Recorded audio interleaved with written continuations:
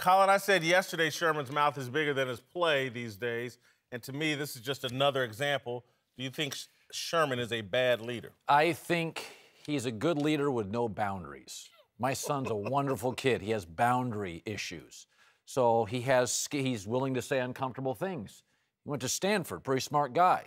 He's a great player. He's willing to lead, not follow. There's a lot of things I like about Richard Sherman, but part of being a good leader is knowing when to lead, and here I think he crosses a boundary, and if Richard Sherman does this in the locker room, players look at great all-pro Stanford guy questioning the coach, opens up the floodgates. You can't do that.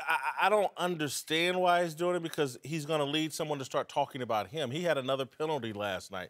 He is no longer an elite corner. And he actually played a decent game last night other than the penalty. But, again, I just don't get Richard Sherman, why he wants to be known more for what he says off the field than his play on the field. And maybe it's just because his play on the field is nothing to talk about.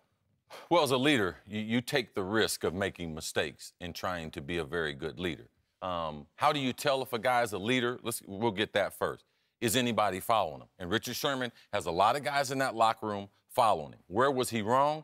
He was wrong by putting the family business in the street. Like, there's a lot of things we talk about behind the scene. When that camera turns on, it's the family business. We're not going to let the family business out. That's where he made a mistake. And you also, when you get into critical situations, especially younger players who are on their first contract, they don't have the guaranteed money that Richard has. So once they get the guaranteed money, do they start to voice their opinion in the way that Richard Sherman does? And that's what you'll start to see. But he let it be clear, myself and these other guys that have led this team defensively, we're not happy with what happened in the Super Bowl a couple years ago, Mike. I was extremely happy in the Super Bowl a couple years ago because I was a beneficiary of it. But I think the reality here is what you said, Cris, is so true. But he's got to stay in his lane. If he has a beef about the play calling, which really isn't where his lane is, he needs to go to Pete Carroll, shut the door, and have a man-to-man conversation with it, and then let that out. I mean, to throw Bevel under the bus or to throw Pete under the bus, to me, is not healthy. They don't throw him under the bus when he gives up a play.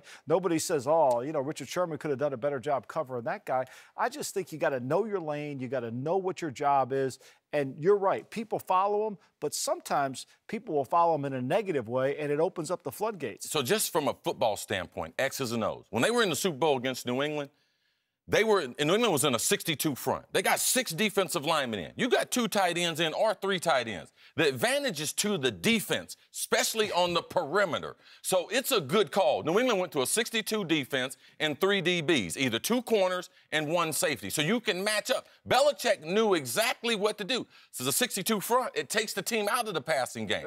So that's what teams are doing in Seattle. They don't have a very physical offensive line. So their best matchup, sometime inside the 3, is to throw the ball. I'm going to circle this back to Richard Sherman, though. This is a shot at Russell Wilson. Why?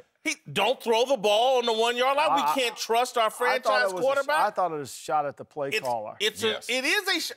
What? You can't trust Russell Wilson to throw it from the 1? You couldn't trust him in the Super Bowl.